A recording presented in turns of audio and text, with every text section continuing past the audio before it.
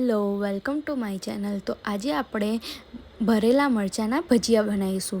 તો ભરેલા મરચાંના ભજીયા બનાવવા માટે આપણે સૌથી પહેલાં આપણે એનું બેટર તૈયાર કરી લઈશું। તો અહીંયા મેં ચણાનો લોટ લીધો છે અને એની અંદર મેં અજમો, હળદર એડ કરી દીધા છે અને હવે આપણે એને સરસ રીતે મિક્સ કરી દેવાનું છે અને ત્યારબાદ આમાં થોડું પાણી એડ કરતા જવાનું છે અને આ રીતે સરસ બેટર તૈયાર કરી દેવાનું છે। આ રીતની એની કન્સિસ્ટન્સી હોવી જોઈએ।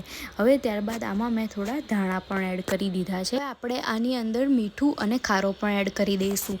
ઓલવેઝ જ્યારે બનાવવાના હોય ત્યારે એની થોડી વાર પહેલાં જ આપણે મીઠું ને ખારો એડ કરવાનો છે અને એને આપણે સરસ રીતે મિક્સ કરી દઈશું આ રીતે। અને જો અહીંયા મેં થોડું પાણી પણ એડ કર્યું છે। તો હવે આપણે આ જે મરચાં છે એને મસાલો તૈયાર કરી દઈશું।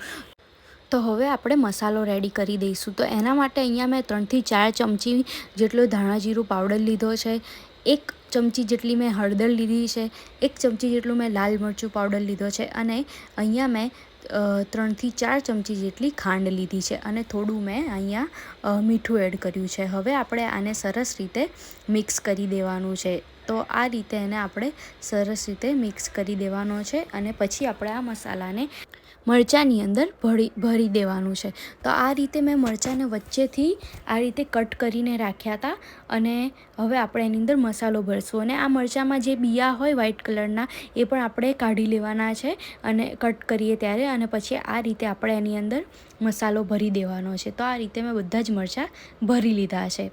તો હવે આપણે જે ખીરું તૈયાર કર્યું હતું એની અંદર હવે આપણે આ મરચાંને આ રીતે ડીપ કરી દેવાનું છે પ્રોપરલી એકદમ અને આપણે તેલ પણ ગરમ કરવા મૂકી દીધું છે। તો હવે આપણે એને આ રીતે ફ્રાય કરી દેવાનું છે। તો આને આપણે ધીમા તાપે એકદમ ધીમા ગેસે ફ્રાય કરવા મૂકવાના છે। તો સરસ રીતે ભજીયા થશે અને એકદમ સરસ રીતે ચડશે। જો બહુ ફાસ્ટ કરીશું તો આપણા ભજીયા કાચા રહી જશે।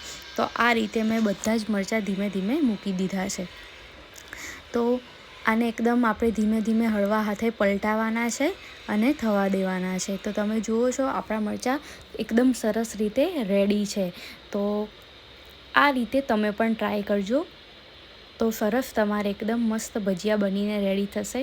અને જો હું તો આ રીતે મેં ઉપર આંબલીની ચટણી લીધી છે અને મેં ઉપર ચાટ મસાલો આ રીતે ભભરાયો છે। આ રીતે ઉપરથી ચાટ મસાલો નાખીને ખાવાની ખૂબ જ મજા આવે છે। તો તમે જુઓ છો આ રીતે જો હું તમને એક વચ્ચેથી કટ કરીને પણ બતાવીશ તો આપણો મસાલો એકદમ સરસ રીતે ભળી ગયો છે અને સરસ રીતે ચડી ગયા છે। તો તમે પણ ટ્રાય કરો, લાઇક કરો, શેર કરો અને સબસ્ક્રાઈબ કરો। Good bye.